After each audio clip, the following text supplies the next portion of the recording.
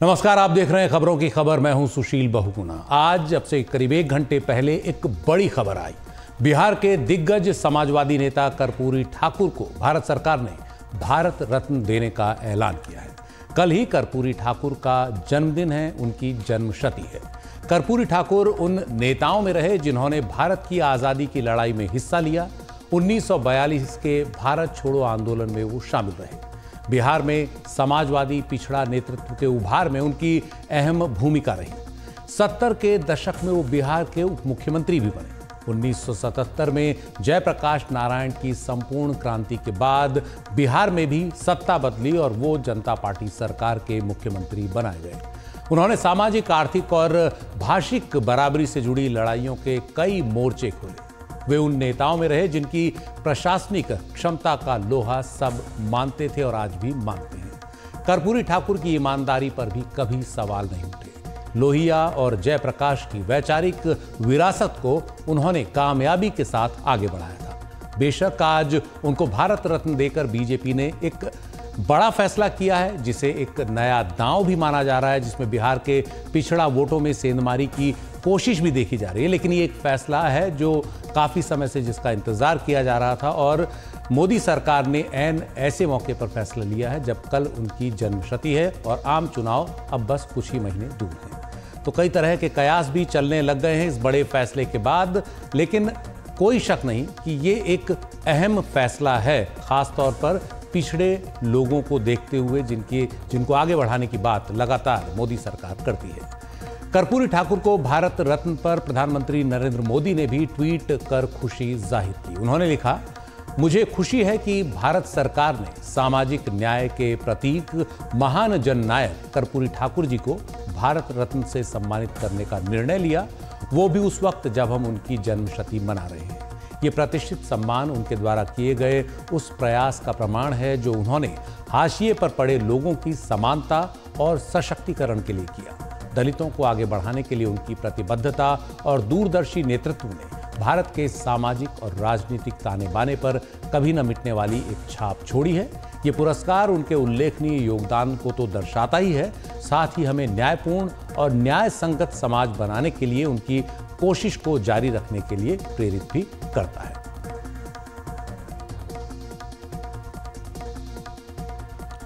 तो इस बड़े फैसले पर, इस बड़ी खबर पर बात करने के लिए हमारे साथ हैं 3 खास मेहमान। हमारे साथ हैं आरजेडी के नेता शिवानंद तिवारी, बीजेपी के नेता सुशील मोदी और हमारे सीनियर एग्जीक्यूटिव एडिटर प्रियदर्शन जी।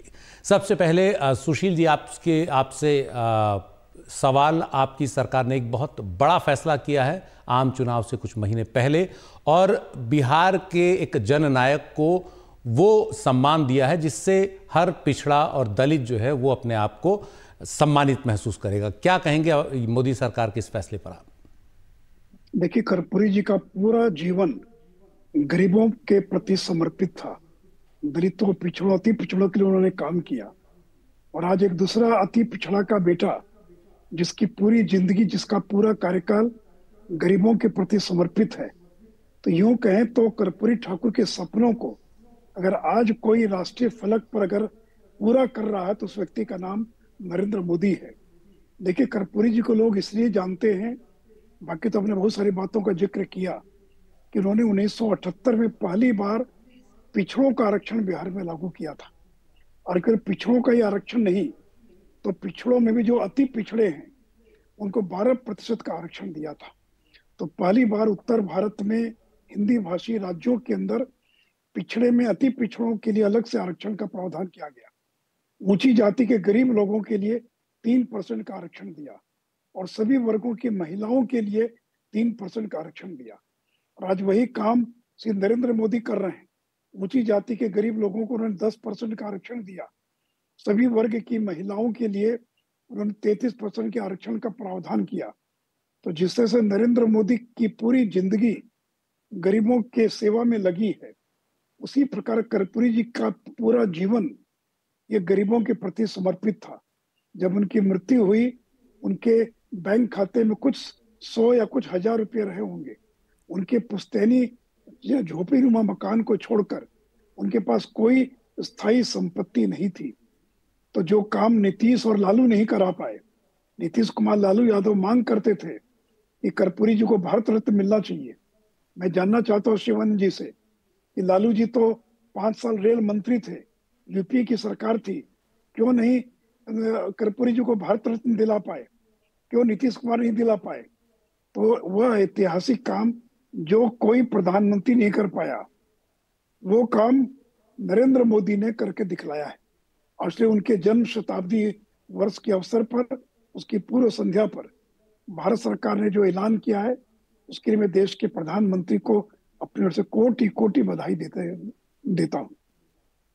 जी निश्चित ही ये एक बहुत ही बड़ा फैसला है, एक ऐसा फैसला है जिसकी तारीफ हर ओर हो रही है। अगर हम ये भी पूछें कि बिहार की सियासत को देखते हुए क्या ये फैसला बीजेपी के लिए कुछ कारगर साबित होगा? देखिए, कोई बिहार की सियासत को देखकर यह फैसला नहीं किया गया है, क्योंकि नरेंद्र मोदी जी का जीवन और कर्पूरी जी का जीवन, जैसे मैंने कहा कि उनके सपनों को साकार कर रहे हैं। इसका राजनीतिक प्रभाव क्या होगा, नहीं होगा, इसकी समीक्षा करके ही, इस पर विचार करके कोई निर्णय नहीं लिया जाता है। सभी दल के लोग वर्षों से मांग कर रहे थे कि उनको भारत रत्न मिलना चाहिए, और मुझे लगता है कि भारत रत्न देकर ये भारत रत्न का सम्मान है, देश के गरीबों का सम्मान है। जी हमारे साथ आरजेडी के वरिष्ठ नेता शिवानंद तिवारी भी हैं। शिवानंद जी ने काफ़ी करीबी से काम किया है कर्पूरी ठाकुर जी के साथ। शिवानंद जी, आपकी पहली प्रतिक्रिया क्या है इस बड़े फैसले पर? देखिए, मैंने 2024 का चुनाव जो है स्तर पर है। पिछले 10 वर्षों से नरेंद्र मोदी जी की सरकार दिल्ली में शासन चला रही है और लगातार ये मांग उठता रहा है कि भारत रत्न कर्पूरी जी को दिया जाए। अब किस तरह का मौका चुना गया? एक तरफ जो है, कल हम लोगों ने अयोध्या में देखा, जहां राम जी कम नजर आ रहे थे, मोदी जी ज्यादा नजर आ रहे थे। तो कर्पूरी जी को जो भारत रत्न देने का फैसला हुआ है, वो एक राजनीतिक फैसला है, इसमें कहीं कोई संदेह नहीं है। इसके बावजूद इस फैसले का हम स्वागत करते हैं, और कर्पूरी जी को जो सम्मान मिला है, आदर मिला है, उसको समाज में मिला हुआ है। आपको बिहार में या पूरे देश के स्तर पर, आज ही राष्ट्रीय स्तर पर सेमिनार हुआ था, कर्पूरी जी को पूरे देश में लोग जानते हैं। गुदड़ी के लाल, ये उनके बारे में विशेषण लगाया जाता था।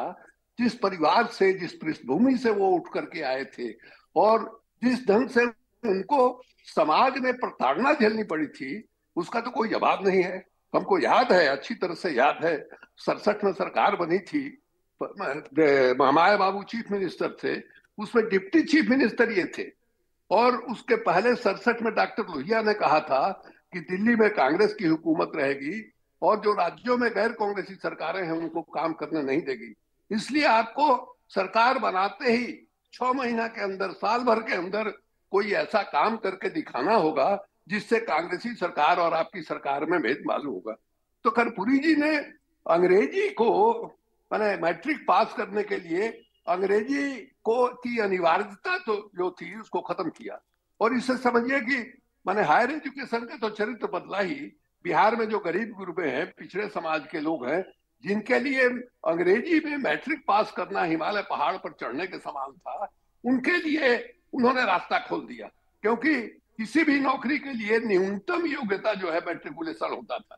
तो मैट्रिक पास करने लगे उन तबके के लड़के जिन्होंने, मैंने जो मैट्रिक के चलते पास नहीं कर पाते थे, उससे एक बहुत बड़ा बदलाव आया।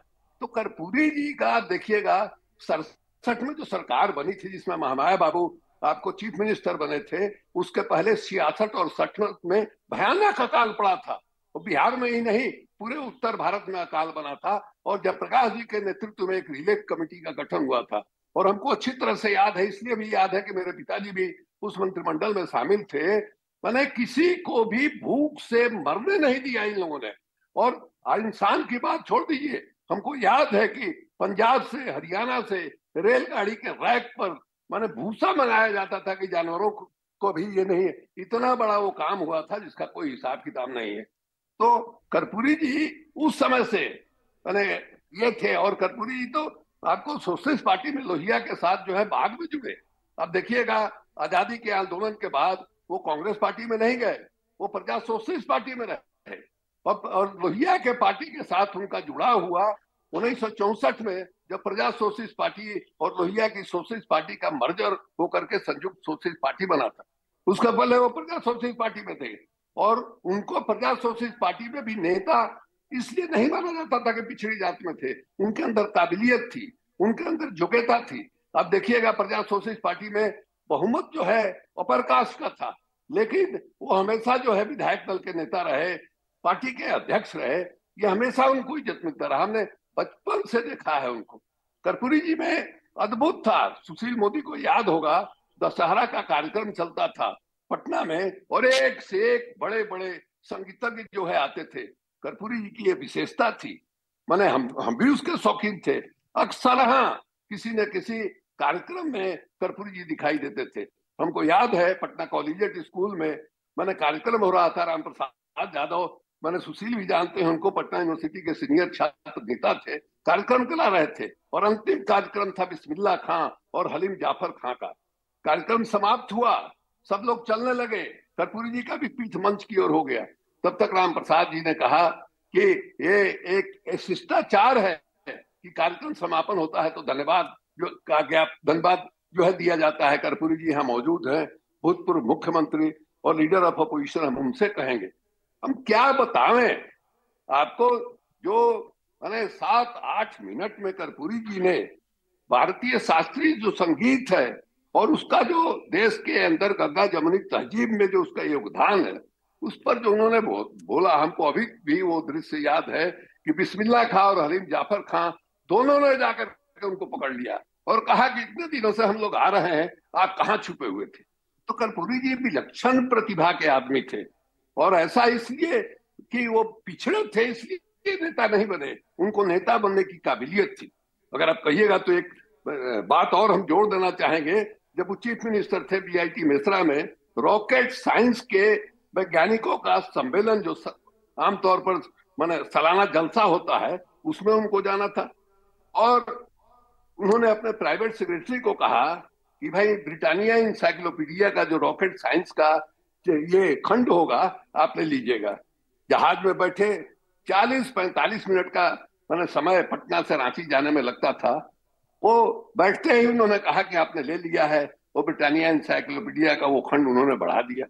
जो भाषण हुआ कर्पूरी जी का, माने उस रॉकेट साइंस के साइंटिस्टों के बीच में सब चकित रह गए कि इतने कॉम्प्लिकेटेड सब्जेक्ट पर कोई पॉलिटिकल आदमी इस तरह का भाषण दे सकता है, इसकी कल्पना नहीं थी। तो कर्पूरी जी बहुत ही विलक्षण आदमी थे। इसमें सुशील जी ने ठीक कहा कि उन्होंने सबसे पहले आरक्षण दिया, और आरक्षण दिया मुंगेरी लाल कमीशन के अनुशंसा के आधार पर। और देखिए, आज बात होती है अति पिछड़े की, लेकिन उस समय मैंने अति पिछड़े को उन्होंने 12% दिया, 8% उन्होंने पिछड़ों को दिया।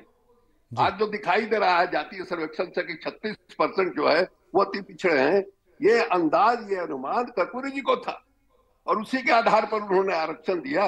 उसको लेकर के माने ज्यादातर लोग उनको पिछड़े समाज के नेता के रूप में देखते हैं, हम उनको एक समाजवादी नेता के रूप में, जो संजोग से पिछड़ी जात में पैदा हुआ और जिसने अपने जीवन को जिस ढंग से जिया, वो एक नजीर है। तो कर्पूरी ठाकुर को उस दौर के नेताओं की बात ही अलग थी। उसके पीछे जो है 2024 का चुनाव है, दिखाई दे रहा है साफ साफ। और हम ये मानते हैं कि कोई पॉलिटिकल पार्टी के लोग मठ नहीं चलाते हैं, राजनीति करते हैं और सत्ता की राजनीति करते हैं। चुनाव है, कर्पूरी जी को मिला, लेकिन चाहे जिस नियत से मिला हो, हम उसका स्वागत करते हैं। जी, हमारे साथ हमारे वरिष्ठ सहयोगी, हमारे सीनियर एग्जीक्यूटिव एडिटर प्रियदर्शन जी भी हैं। प्रियदर्शन जी, आपने सुना सुशील मोदी और शिवानंद तिवारी जी को, दोनों वरिष्ठ नेता हैं और पिछले कई दशकों की बिहार की राजनीति को करीब से देखते हैं। दोनों ने इस फैसले का स्वागत किया है। आप इस फैसले को किस तरह देखते हैं और आने वाले दिनों की राजनीति को किस तरह प्रभावित कर सकता है? देखिए, फैसला तो इसमें कोई शक नहीं कि बिल्कुल एक बहुत महत्वपूर्ण फैसला है जिसका स्वागत होना चाहिए। कर्पूरी ठाकुर के बारे में 2-3 बातें मैं जोड़ना चाहूँगा। एक तो आज़ादी की लड़ाई के दौरान नेताओं की जो पौध, जो पंक्ति खड़ी हुई थी, जो धीरे धीरे विस्मृत हो गई है। नरेंद्र मोदी जी से जितनी भी तुलना कर लें कर्पूरी ठाकुर की, सुशील जी, लेकिन दोनों 2 अलग अलग युगों के नेता हैं। जैसे वो आज़ादी की लड़ाई का एक ऐसा दौर था जिसमें एक बड़ी नेतृत्व पंक्ति खड़ी हुई थी, और वो जातीय समीकरण के आधार पर नहीं, सामाजिक विश्वासों के आधार पे। कर्पूरी ठाकुर समाजवादी विश्वासों के आदमी थे और उनकी सारी लड़ाई 3-4 मोर्चों पे रही। अच्छा, एक तो वो नेता थे, भारतीय राजनीति में आज़ादी के बाद बहुत सारे नेता कांग्रेस से आकर समाजवादी हुए, भाजपाई हुए, तमाम अलग अलग रंगों में गए। कांग्रेस एक बहुत बड़ा शामियाना था जो फटते फटते रुमाल में रह गया, और उसके तमाम अलग अलग रंगों के लोग अलग अलग जगह छितरा गए। लेकिन कर्पूरी ठाकुर शुरू से अपने विश्वासों में समाजवादी रहे, समाजवादी पार्टी से चुनाव लड़ते रहे, और कम से कम 4 मोर्चे थे। मजदूरों के मोर्चे पे उन्होंने लंबी लंबी भूख हड़ताल की। शायद टेल्को के खिलाफ 26 दिन उन्होंने अनशन किया था। उसके अलावा वो ट्रेड यूनियन मूवमेंट में काम करते रहे, किसानों में काम करते रहे। भाषा का सवाल आज ये समझना बहुत मुश्किल है कि अंग्रेजी उस समय के बिहार के गरीब छात्रों के लिए कितना भारी इम्तहान होती थी। मैट्रिक में फेल पे फेल होते जाते थे, उनको अवसर ही नहीं मिलता था। अंग्रेजी की अनिवार्यता खत्म करके कर्पूरी ठाकुर ने एक भाषा के विशेषाधिकार को खत्म किया, और अचानक एक बड़ा समाजवादी मोर्चा उसके बाद खोल दिया। तो कर्पूरी ठाकुर की ये सारी बातें, बहुत सारी बातें जो कह चुके हैं शिवानंद जी और सुशील जी, वो मैं दोहराऊंगा नहीं। चुनावों का जहां तक मामला है, देखिए हर फैसला राजनीति से प्रेरित होता है। तो अगर मोदी जी या प्रधानमंत्री ये फैसला कर रहे हैं और उसके पीछे कोई राजनीति, तो उसमें कोई हर्ज नहीं है। एक बात है कि उनकी जन्मशती है, ये एक अवसर था जिसका इस्तेमाल हुआ।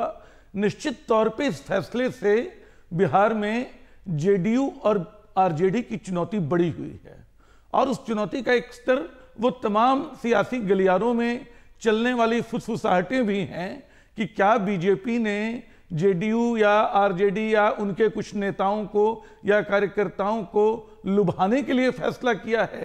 तो ये सब अटकलें चल पड़ी हैं। इन अटकलों का अगर कोई मतलब है तो आने वाले दिनों में दिखेगा।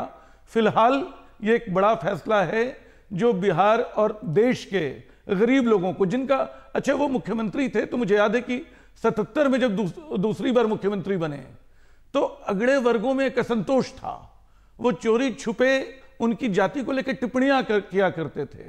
लेकिन कर्पूरी ठाकुर की अपनी राजनीति में कटुता की कोई रेखा नहीं थी, और इसलिए उनकी ईमानदारी, उनकी कार्यकुशलता, उनकी अध्ययनशीलता, उन सब के किस्से हुआ करते थे। तो हो सकता है उसका राजनीतिक इस्तेमाल हो, जो होगा उससे बीजेपी का मास्टर स्ट्रोक शब्द बड़ा आसान है, लेकिन ये एक दांव है जिसका हो सकता है आरजेडी और जेडीयू को आने वाले दिनों में कोई काट सोचनी होगी। शिवानंद जी, एक संक्षेप सा जवाब आपसे चाहिए। कहीं नीतीश जी छिटक तो नहीं जाएंगे आरजेडी के हाथ से? देखिए, हमको लगता है कि मीडिया के लोगों ने सुपारी ले लिया है। नीतीश कुमार के बारे में जिस तरह की बात होती है, यहाँ का जो स्थानीय निवेश सुशील मोदी भी उसमें है, ये सब के सब लोग नीतीश कुमार के प्रति इस तरह का ये कर रहे हैं, कोई सवाल नहीं उठता है। अब कोई सवाल नहीं उठता है तो सुशील मोदी से ही पूछिए, इन्होंने कह दिया है कि नहीं साहब उनके लिए दरवाजा। सुशील जी, आप संक्षेप में जवाब दे दीजिए, क्या ऐसा हो सकता है? ऐसी कोई संभावना लग रही है आपको? नहीं, देखिए नीतीश कुमार के मन को आवश्यकता ही नहीं है, नए पैसे की भी, क्योंकि उनका जो वोट बैंक है वो पूरी तरह से बीजेपी की तरफ खिसक चुका है। महागठबंधन इसलिए बना करके चुनाव लड़ेंगे और बिहार में समझिए कि भारतीय जनता पार्टी का सुपड़ा साफ हो जाएगा। जी मैं बस संक्षेप में एक जवाब बस सुशील मोदी जी से ले रहा हूँ। 19% वोट जो है वो भारतीय जनता पार्टी को मिला था जब नीतीश, लालू और भारतीय जनता पार्टी अकेले लड़े थे। तो शिवानंद जी, बिहार की राजनीति पर खूब लंबी बात हो सकती है, मेरे पास समय कम है, बस मैं सुशील मोदी जी का एक संक्षेप में जवाब लेना चाहता हूँ। जी सुशील जी, आप बोलिए। हाँ, क्या पूछिए आप? क्या आपको लगता है कि नीतीश पाला बदल सकते हैं? देखिए, अब नीतीश जी की बीजेपी को आवश्यकता ही नहीं है। भी नीतीश जी की पहचान क्या थी कि वो अति पिछड़ों के नेता थे, लवकुश समाज के नेता थे, एक बड़े वोट बैंक पर उनका एकाधिकार था।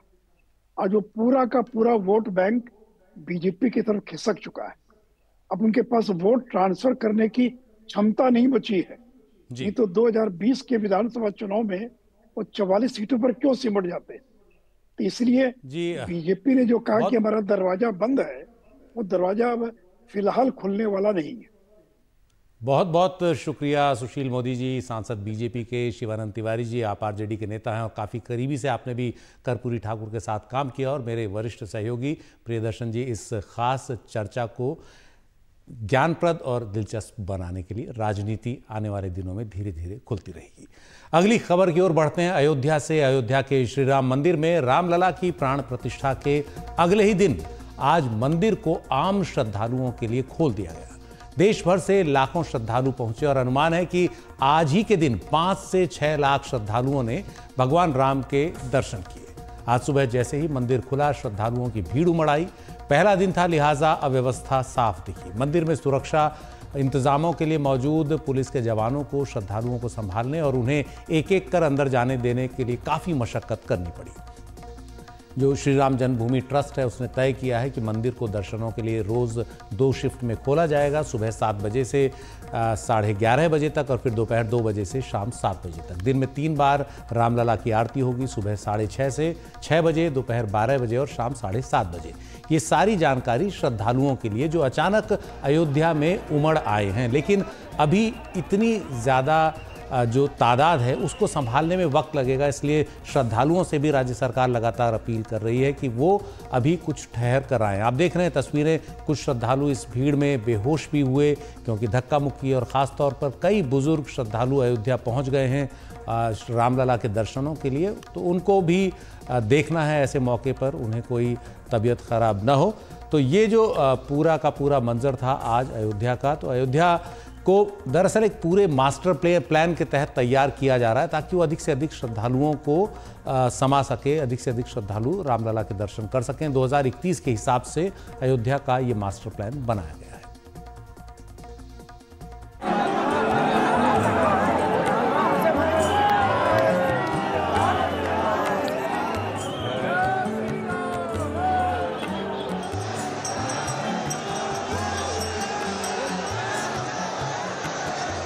अयोध्या में आस्था का महासमुद्र उमड़ आया है।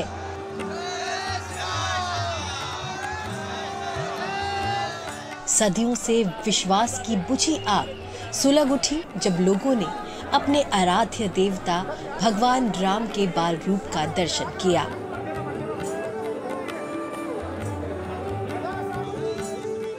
जो चल नहीं सकते थे वो भी आए। देखिए, राम मंदिर में रामलला के दर्शन करने के लिए कैसे कैसे श्रद्धालु आ रहे हैं, कितनी कितनी दूर से आ रहे हैं। महाराज, क्या नाम है आपका? गरुण कुमार सिंह। गरुण कुमार सिंह। भाभी आइए, इधर चलिए। कहाँ से आए? चित्रकूट से आए हैं। चित्रकूट से गुरु जी का हमारे कथा चल रहा है यहाँ पे, रामभद्राचार्य जी का। महाराज गुरु जी दर्शन हुए कि नहीं? नहीं, दर्शन नहीं हुए।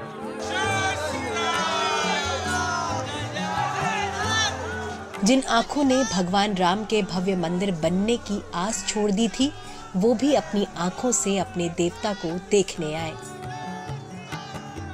कटरे, पैदल, कष्ट।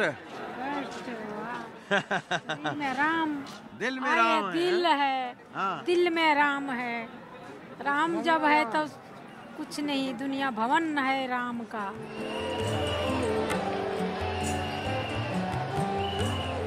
रामलला की प्राण प्रतिष्ठा की अगली सुबह अयोध्या की सड़कों पर इंसानों का सैलाब ही सैलाब था। मंगलवार की सुबह मानो लाखों श्रद्धालुओं के लिए सबसे मंगल बेला थी।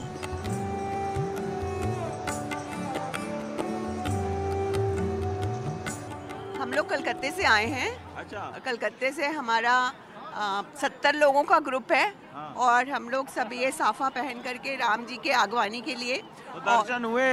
दर्शन 5 साल के राम बच्चा 500 साल की तपस्या पूर्ण हुई। अच्छा। और दर्शन क्षण मात्र के लिए हुआ। हाँ। लेकिन वो क्षण मात्र की अनुभूति मैं आपको एक्सप्लेन नहीं कर सकती हूँ।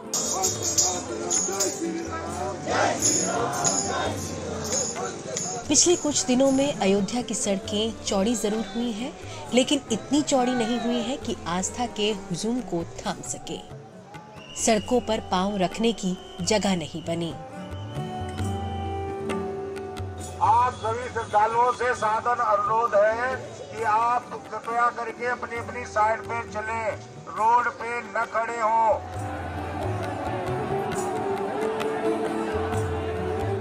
श्री राम जन्मभूमि तीर्थ क्षेत्र ट्रस्ट ने अनुमान लगाया था कि रोजाना 1 लाख लोग तो दर्शन के लिए जरूर आएंगे, लेकिन पहली सुबह ही श्रद्धालुओं का जो तांता लगा उसने बता दिया कि ऐसे ही नहीं लोगों के रोम रोम में राम बसते हैं।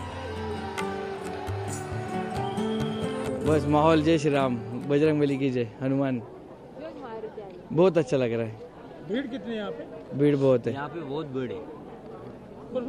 पर भीड़ की चाहे हमें कुछ फिक्र नहीं है, हमें बस रामलला का दर्शन करने आज। और हम ये चाहते हैं जैसे भगवान राम का आज भव्य मंदिर है, ऐसे ही हमारे कृष्ण का भी भव्य मंदिर बने मथुरा में। इसी के लिए हमें गोपाल यहाँ लेकर आए हैं। आज वे अपने देखेंगे भगवान राम के जो रूप है, स्वरूप है उनके मंदिर का, ऐसा ही हमारे उसका बने भगवान कृष्ण का।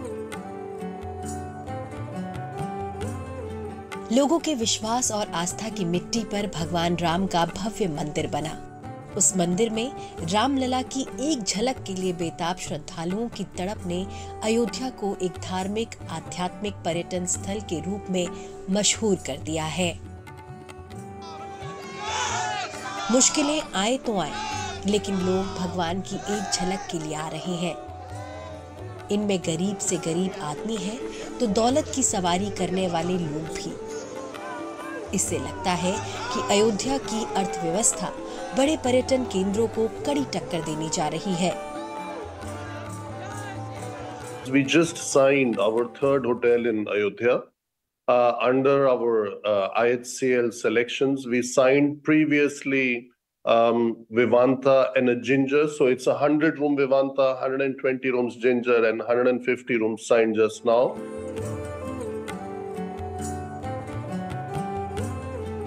भारत का पहला 7 सितारा होटल अयोध्या में बनने जा रहा है, जहां सिर्फ शाकाहारी भोजन परोसा जाएगा। इंडियन होटल कंपनी लिमिटेड यानी IHCL ने अयोध्या में अपना तीसरा होटल खोलने के लिए डील साइन कर ली है। अगले कुछ सालों में IHCL अयोध्या में 4 बड़े बड़े होटल खोलने की तैयारी में है, जिनमें 500 से लेकर 700 तक कमरे होंगे। इतना ही नहीं, दुनिया की कई बड़ी होटल चेन अपने नए प्रोजेक्ट अब रामनगरी में शुरू करने की तैयारी कर रही है।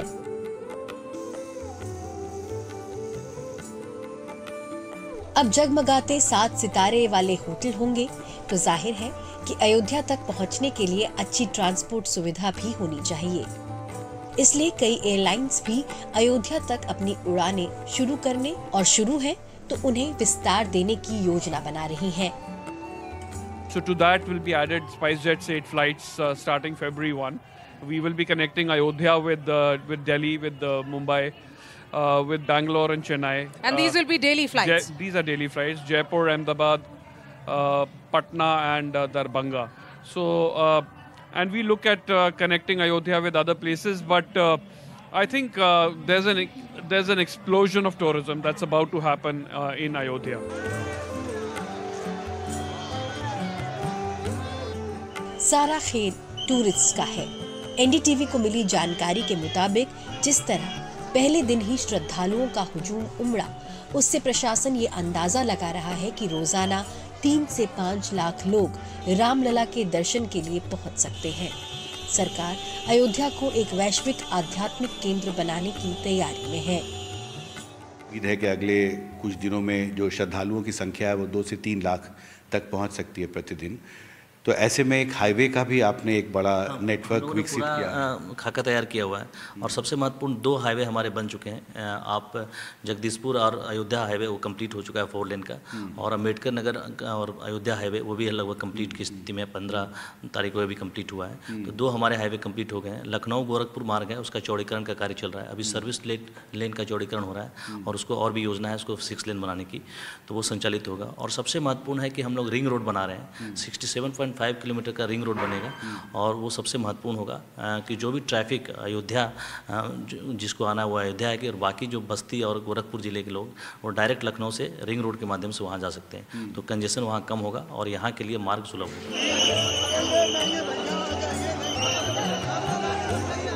सरकार को भी पता है कि अयोध्या पर श्रद्धालुओं की आस्था उसकी तिजोरी भर सकती है, यानी एक पंथ 2 काज हो जाएगा, भक्ति की भक्ति और कमाई की कमाई। अयोध्या से हिमांशु शेखर और रवीश रंजन शुक्ला के साथ bureau report, NDTV India.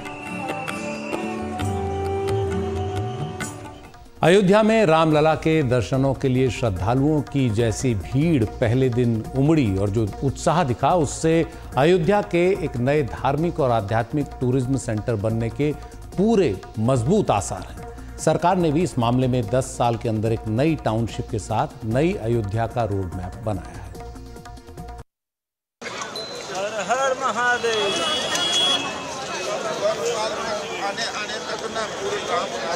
Ayodhya में रामलला के इस दर्शन के लिए सदियों का लंबा इंतजार, पीढ़ी दर पीढ़ी के खत्म होने का सिलसिला और भक्तों का असीमित त्याग।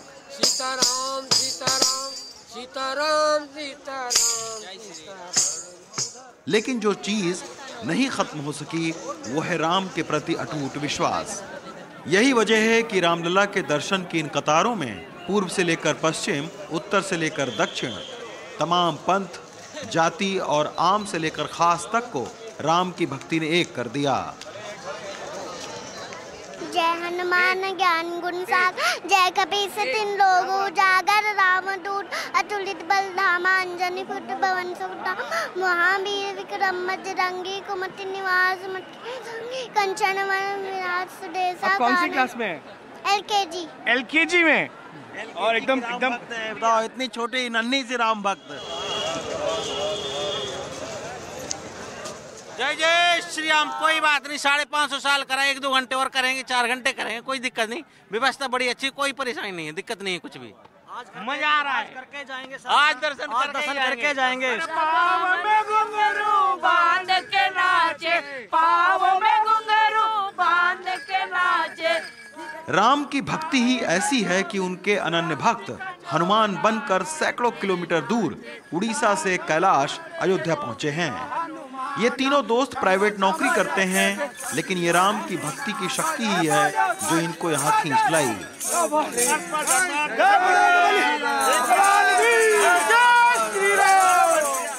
कल रात में बाबूजी मेरा शरीर खराब हो गया था। मैं सुबह सोचा था प्रभु आज दर्शन कर पाऊंगी नहीं पाऊँ, लेकिन सुबह 4 बजे से प्रभु मुझे धक्का मार के उठाया। ये सच है बात, आप बुलाएगा आप न्यूज पर। मेरा शरीर एकदम ठंड में ऐसे हो गया था, लेकिन सुबह जब उठ के स्नान दान करके मैं भस्मो बुला दिया, लगा दिया। प्रभु जी के पतित पावन बाना है, ये जगन्नाथ मंदिर की बाना है, ये तुलसी का माला है, ये घंटी है, ये घुंघरू है, ये काछा जो लगा दिया, मेरे को प्रभु जी बुला लिया, दर्शन दे दिया। प्रेम से बोल सियावर रामचंद्र।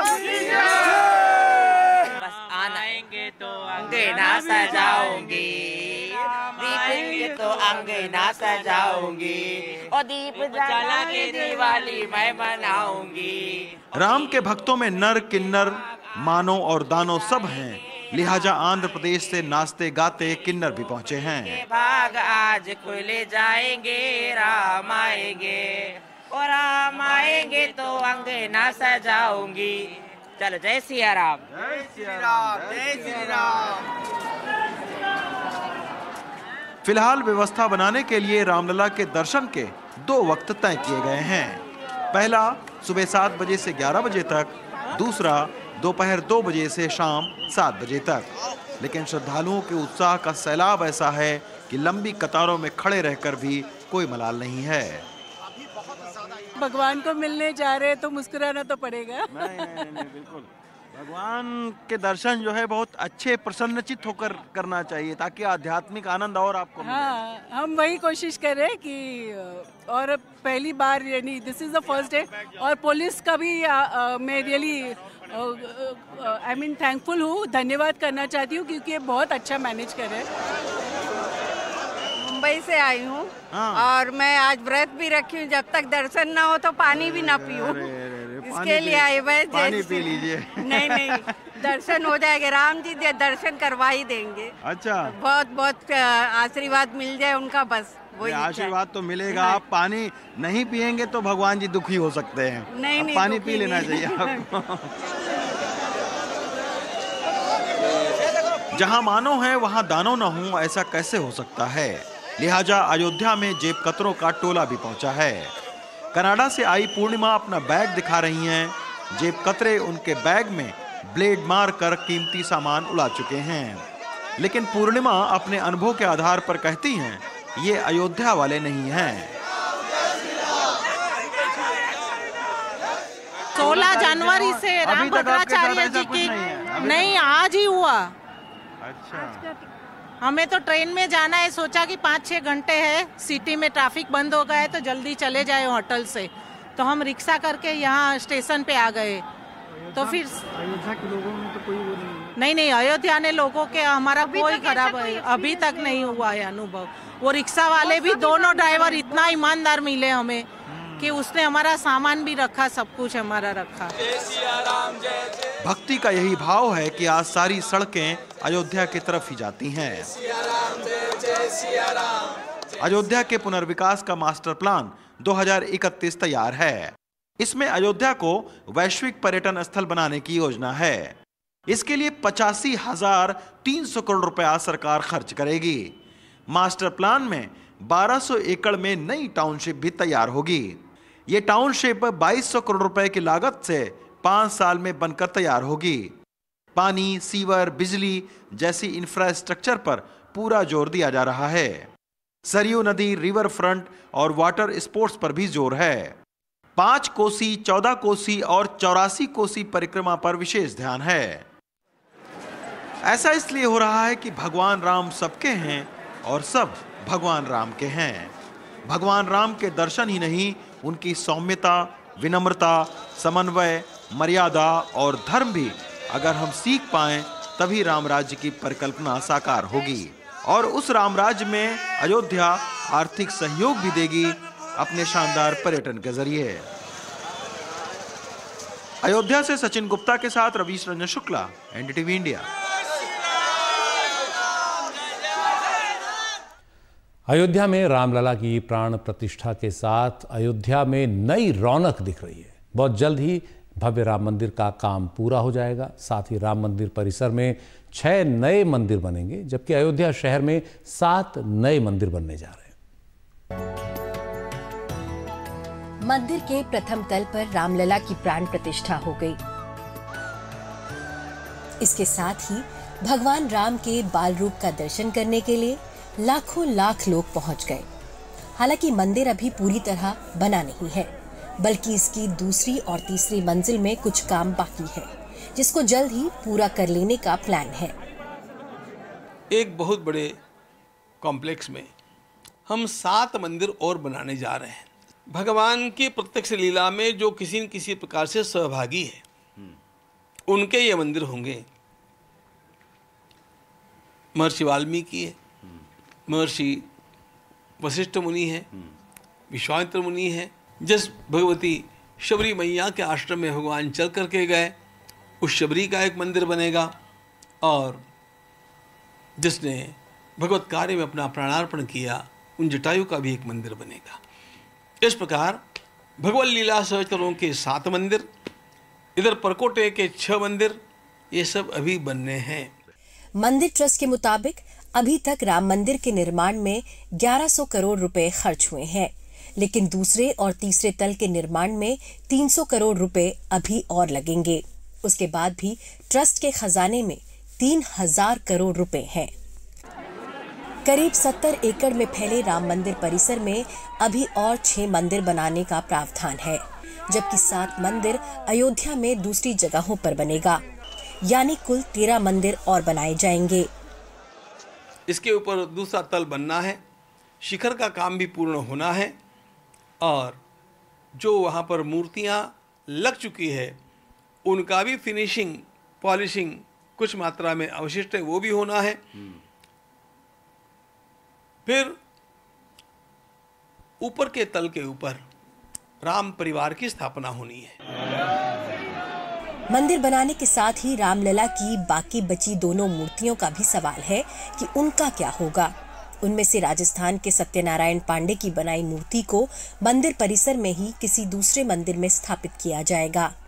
दूसरी मूर्ति सत्यनारायण पांडे जो राजस्थान के रहने वाले हैं, उनकी तरफ से बनाई गई थी। वो सफ़ेद रंग के पत्थर से बनी है, यानी संगमरमर से। और तीसरी जो मूर्ति है वो भी कृष्णशिला से बनी थी और उसको बनाया है गणेश भट्ट ने, जो कि कर्नाटक के रहने वाले हैं। ऐसे में अब 3 में से 2 मूर्तियां आपके सामने हैं और इन मूर्तियों को अगर ध्यान से देखेंगे तो भगवान राम के चेहरे पे एक ऐसी मुस्कान है जो 5 साल के किसी बच्चे की होती है, लेकिन आँखों में एक ऐसी दिव्यता है, एक ऐसा आकर्षण है जो किसी को भी मोह ले। ये सफ़ेद रंग की मूर्ति है जिसका चयन नहीं हुआ है, लेकिन ट्रस्ट ने ये साफ कर दिया है कि इस मूर्ति को भी ट्रस्ट अपने पास रखेगा और तीसरी मूर्ति को भी ट्रस्ट अपने पास रखेगा, यानी तीनों मूर्तियां ट्रस्ट के पास रहेंगी। और ट्रस्ट जिन 2 मूर्तियों का चयन नहीं हुआ है उसको कहाँ रखना है, इसको आने वाले दिनों में फैसला करेगा। लेकिन फिलहाल अरुण योगीराज की बनाई हुई भगवान रामलला की जो मूर्ति है वो प्राण प्रतिष्ठित हो चुकी है, उसकी पूजन शुरू हो चुकी है। और जो 2 मूर्तियाँ हैं वो फिलहाल कहीं प्राण प्रतिष्ठित नहीं हुई हैं, लेकिन उम्मीद है कि आने वाले दिनों में इन मूर्तियों का भी प्राण प्रतिष्ठा हो जाएगी और राम भक्तों को एक नहीं बल्कि रामलला की 3 मूर्तियों के दर्शन करने का सौभाग्य प्राप्त होगा। अयोध्या की भव्यता को उस स्तर पर ले जाने की तैयारी है जिसमें किसी धार्मिक पर्यटन की बात आए तो सबकी जुबान पर सबसे पहले अयोध्या ही आ जाए। अयोध्या से हिमांशु शेखर और रणवीर सिंह के साथ ब्यूरो रिपोर्ट, NDTV इंडिया।